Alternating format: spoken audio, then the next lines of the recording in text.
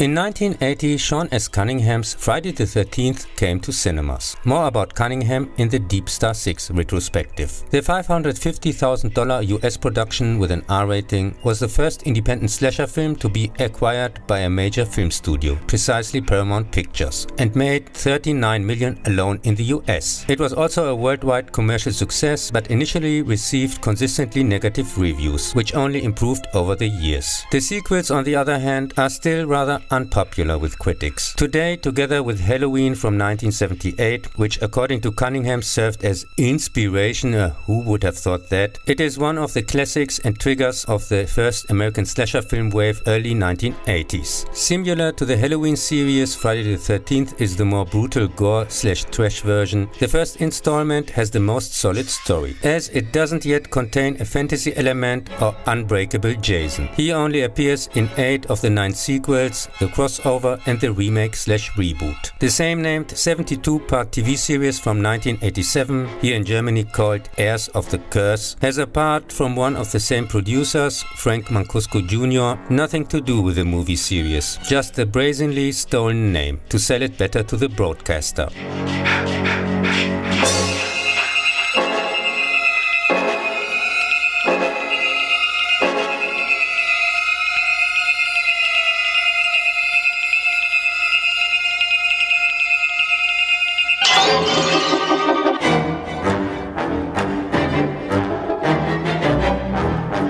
In 1958, 2 teenage counselors are killed by an unknown at Camp Crystal Lake, whereupon it gets closed for 20 years.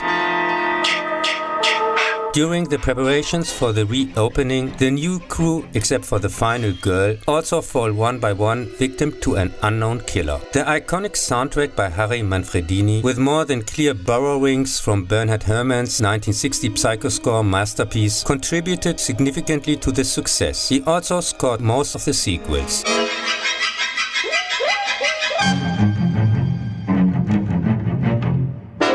Except for Part 8 by Fred Molin, who already contributed to Part 7, and the 2009 remake/reboot with a soundtrack by Steve Jablonski. For his 5th movie, Cunningham worked for cost reasons with unknown actors, except for Betsy Palmer as Pamela Voorhees. It turns out she's the one who stalks and murders the teenagers preparing the camp for reopening, as she is determined, after her son Jason drowned in the lake due to the negligence of 2 wardens, to make sure the camp doesn't ever open again. And today, precisely June 13th, would have been his birthday. The last survivor, Alice, is able to decapitate her and heads out onto the lake. The excellent mask effects are by Tom Savini. See Dawn of the Dead from 1978. Who also came up with the idea of Jason appearing, as a kind of not really serious meant shock ending like in Carrie from 1976. After this dream sequence, Alice wakes up in the hospital.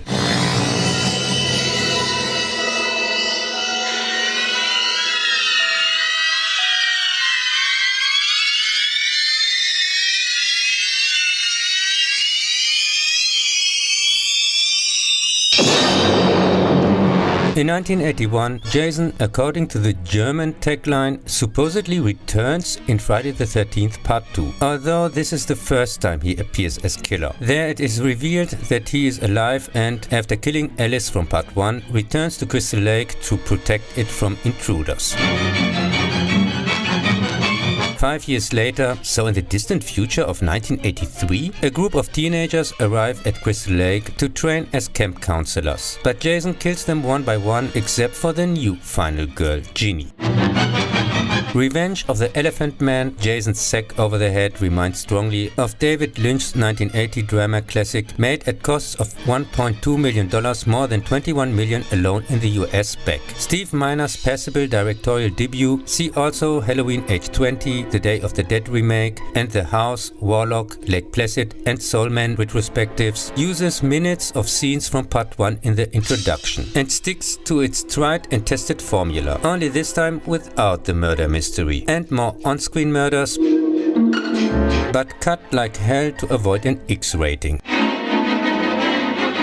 Here, Ginny finds Jason's shelter in the woods, with a shrine and Pamela's head. By pretending she is his mother and a distraction from another survivor, Paul, she is able to seemingly kill him with a machete. After another attack by the now not dead Jason, where you can see his face, which turned many fans against the movie. The next morning, she's taken away by an ambulance, but there's no trace of Paul. And she was also never seen again, except in the next flashback, as the actress did not want to return for the sequel, also directed by Steve Miner.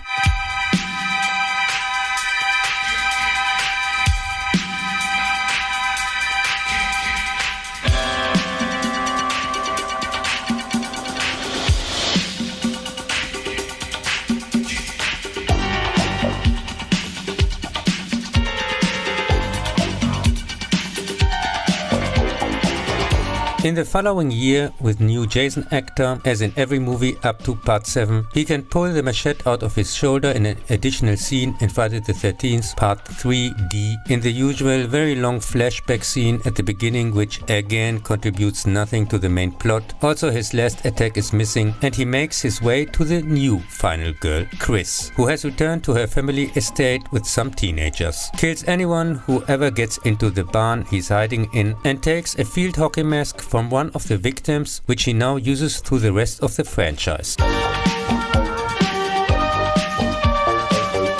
And again, it's Friday the 13th, the German title, but actually Sunday the 15th, most of it takes place 2 days later, was intended as the conclusion of the trilogy. However, it made at a $2.2 million budget, plus around the same amount for a 2D version for drive-in cinemas, almost $37 million just in the US. So another sequel was produced. The movie was banned here in Germany until 2016. I have never had the technical opportunity to actually watch it in 3D. And without many of the effects just look strange in flat 2D and quickly start to get annoying. Part 3 is considered by most critics with devastating reviews to be the weakest of the series. With fans it stays in the middle. In the end, Chris is seemingly able to kill Jason with an axe to the head. But the events of the night drive her insane. This time it's Pamela Voorhees who drags her down in the dreamboat sequence. And when the police takes her away, Jason is seen lying motionless in the barn.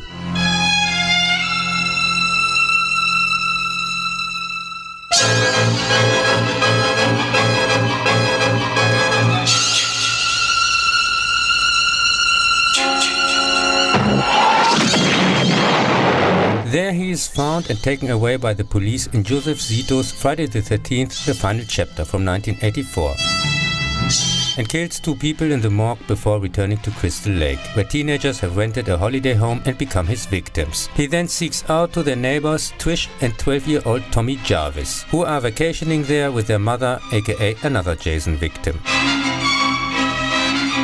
Monday the 16th, it takes place on the same evening as part 3, which is why the alleged brother avenging the death of the sister from part 2 with all the old newspaper articles makes no sense, since in the movie it was only 3 days ago and not 3 years like for the audience, was also intended as the official conclusion of the series and also banned here in Germany, even until 2017. This time Jason is really dead at the end, murdered in the back by Paramount, who couldn't stand the series. And one of the producers, yes, that's right, Frank Mancuso Jr. again, who also preferred to be associated with more sophisticated stuff. But apparently to get his TV series with a misleading title easier sold, the name was later on still good enough.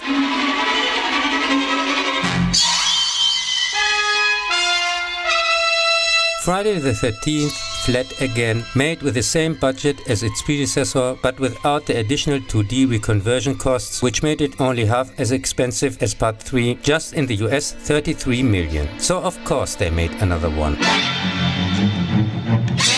But more about this alleged new beginning, which was immediately scrapped, only to literally dig up Jason again and send him on a cruise to Manhattan in the same named special. In the end, Tommy, who takes the time to quickly shave his head during his sister's fighting for her life, is with a new hairstyle much like Ginny from part 2, but not really, since there it made kind of sense, able to distract and kill Jason.